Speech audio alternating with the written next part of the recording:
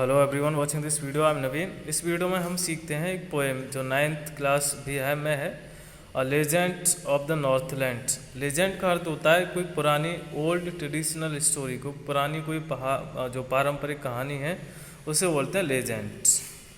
तो अब पहले हम ये वर्ड मीनिंग समझ लेते हैं जो हमें पोएम में देखने को मिलेंगे।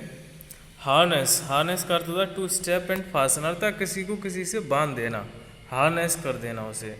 जैसे आपने बैल घोड़े होते हैं तो उनके गर्दन पर कुछ लगा देते हैं, बांध देते हैं ताकि पीछे जो गाड़ी है वो खिंचती जाए। तो ऐसे ही यहाँ पर एक हिरणों के बारे में बताया जाएगा। जो हिरन है वो गाड़ियों से बांधे जाते हैं, जो बर्फ़ पर गाड़ियाँ यूज़ की जाती हैं उन्हें स्लेजेस बोलते हैं।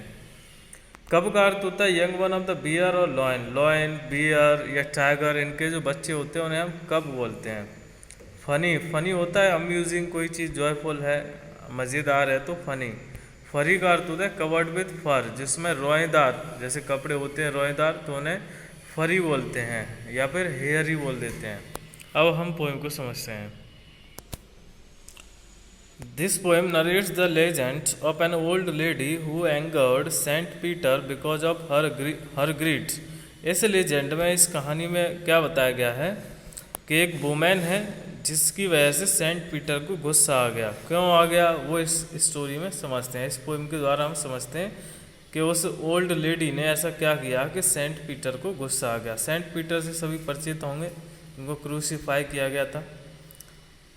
Away, away in the northlands, where the hours of the day are few, and the nights are so long in winter that they cannot sleep them through. Northland में, जहाँ पर सर्दी का मौसम था या सर्दी का मौसम होता है, विंटर सीजन होता है, तो दिन का समय क्या हो जाता है, बहुत छोटा हो जाता है। The nights are so long in winter, और जो रातें होती हैं विंटर में वो बहुत बड़ी हो जाती हैं, लंबी हो जाती हैं। यहाँ भी होता है ऐसा ही, और इतनी लंबी हो जाती हैं कि सारी रात कोई सो नहीं सकता है ना, नींद खुल जाएगी, अरे यार सोते सोते हम थक गए, I am tired of sleeping. क्योंकि जो रातें अगर लंबी हो जाएंगी तो इतना कौन सोते रहेगा, 12 घंटे 10 घंटे। Next, where they harness the swift reindeer to the sledges when it snows.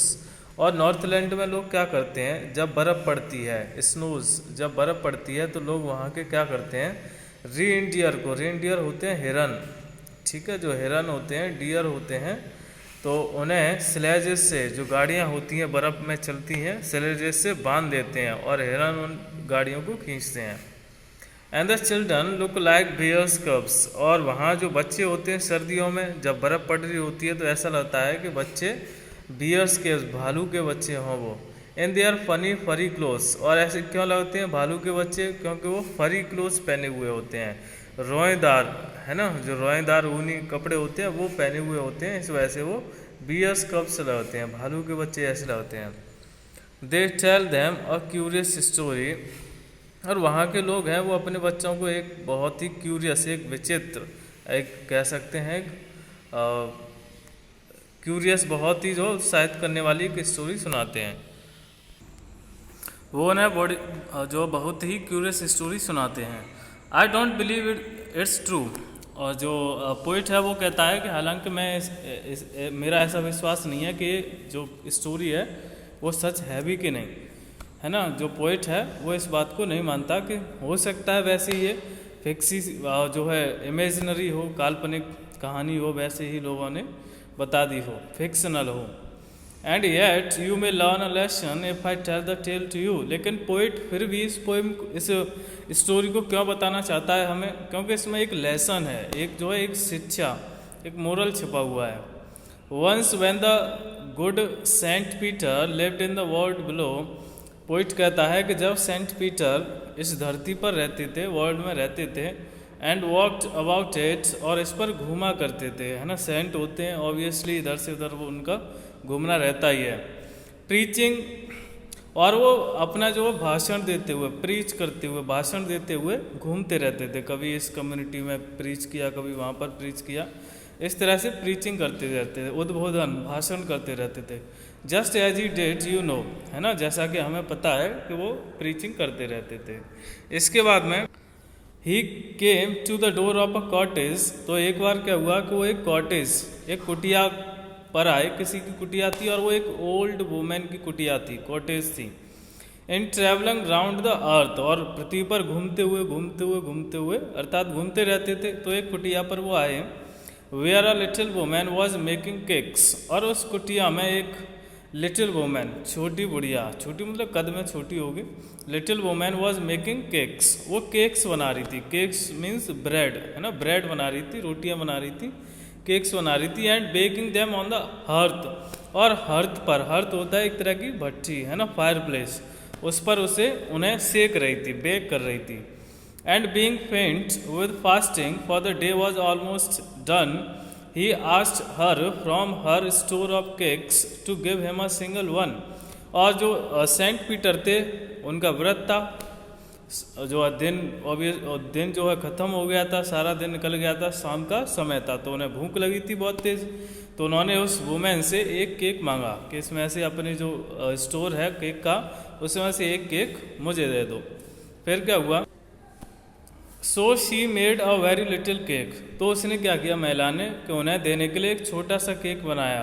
Obviously हम देखो घर पर किसी को कुत्ते की रोटी ऐसी निकालते हैं तो बहुत छोटी निकालते हैं कुछ लोग, है ना, क्योंकि वो देनी है किसी को, तो देने के लिए छोटा और अपने लिए बड़ा, है ना। So she made a very little cake, तो उसने एक छोटा सा केक बनाया, ब्रेड बनाई।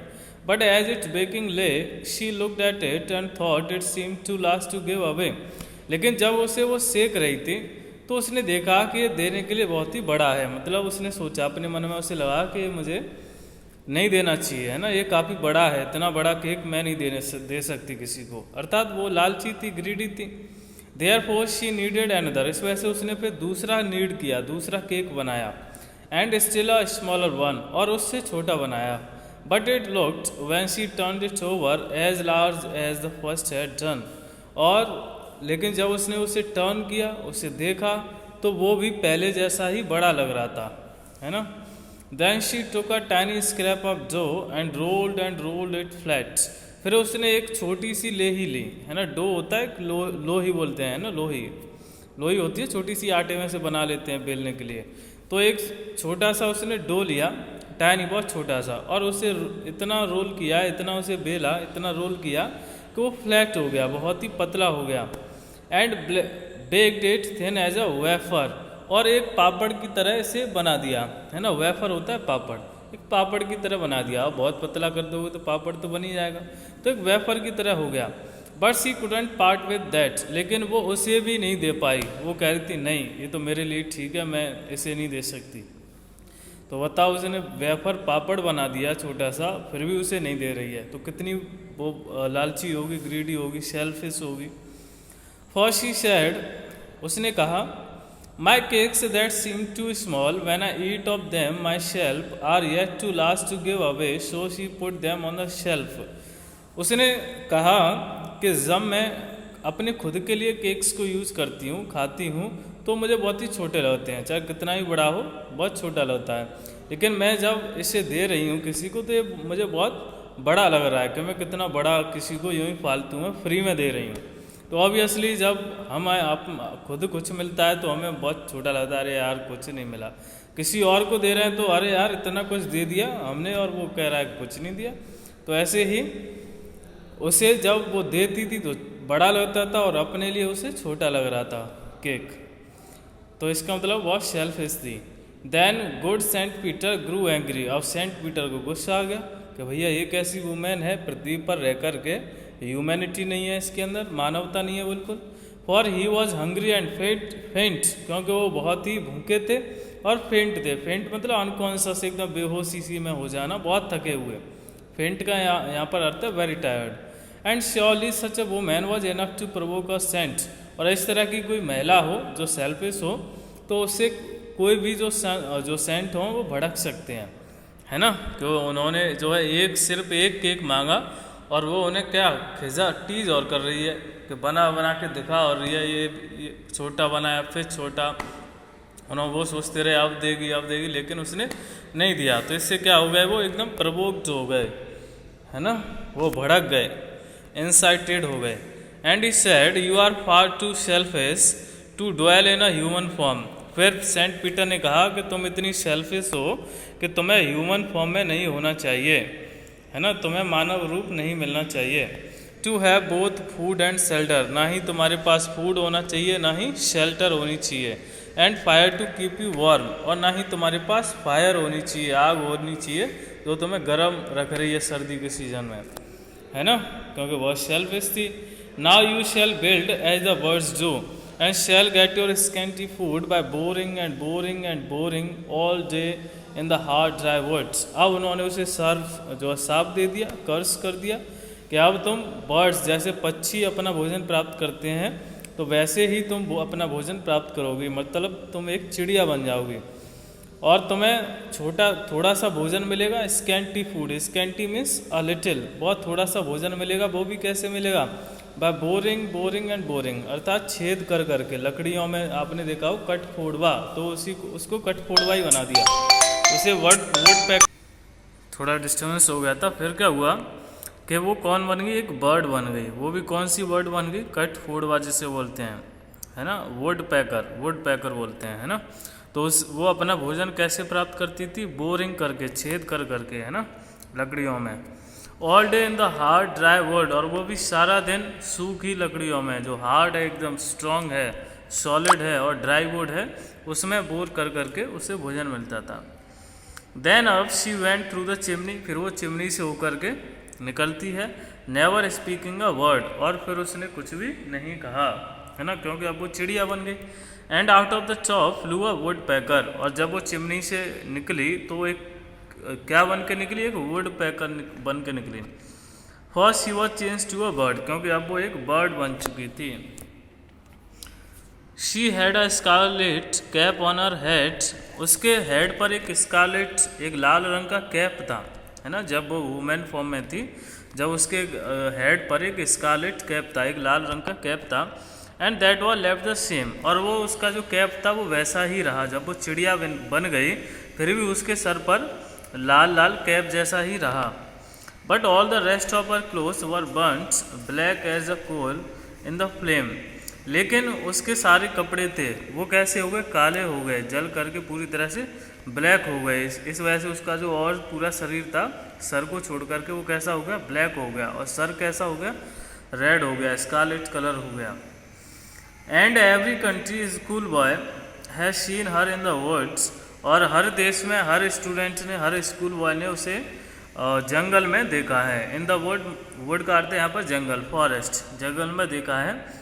Where she lives in the trees till this very day, और आज तक वो पेड़ों पर रहती है ना, पेड़ों में अंदर रहती है, उसमें छेद बना बना करके अंदर रहती है वो। Boring and boring for food, और फूड के लिए वो बोरिंग करती रहे, अर्थात जो छेद करती रहती है। क्लियर? इसी तरह से, है ना, तो फिर क्या हुआ कि हर स्कूल बॉय ने उसे कहाँ देखा है? वुड में, जंगल में देखा है, फॉरेस्ट में देखा है, और आज तक वो फॉरेस्ट में रहती है ना, पेड़ों पर रहती है, और क्या करती रहती है? बोरिंग करती रहती है। किसके लिए? फूड के लिए और शेल्टर के लिए, रहने के लिए। चिड़िया आपने देखी होगी जो है लकड़ियों में बोरिंग करती रहती है, छेद बनाती रहती है, रहती भी है उसमें, और उससे वहीं से उसे फूड मिलता है। अब देखो नीचे इसमें एक और बताया गया है, a ballad is a song narrating a story in short stanzas ballads. अब ये देखो ये जो पोएम है इसमें एक स्टोरी छिपी हुई है इस पोएम में। तो जिस पोएम में एक स्टोरी छिपी हुई है, अर्थात एक स्टोरी किसी पोएम के माध्यम से बताई जाती है, तो उसे बोलते हैं हम बैलेड्स। ठीक है, तो बैलेड क्या होता है? Is a song narrating a story in short stanzas. Short stanzas में एक स्टोरी बताई जा रही है, वो क्या है? बैलेड है। Ballads are a part of folk culture और popular culture and are passed on orally from one generation to the next. और बैलेड होते क्या है? ये फोक कल्चर की जो पॉपुलर कल्चर होता है उससे रिलेटेड सॉन्ग्स होते हैं, स्टोरीज होती हैं, वो ओरली सुनाते हुए एक जनरेशन से दूसरी जनरेशन तक पहुंचते हैं। एक दूसरी जनरेशन को सुनाया, फिर उन्होंने उनको सुनाया, इस तरह से पास होते रहते हैं। A legend of the north land is a ballad, और जो legend of the north land है वो क्या है? एक बैलेड है। क्लियर? तो किसी स्टोरी को एक पोएम के माध्यम से बता रहे हैं। क्लियर? तो दैट इज़ अ बैलेट। तो ये पोएम रही और आप इसे रिवाइज कर सकते हैं एक बार। Thank you.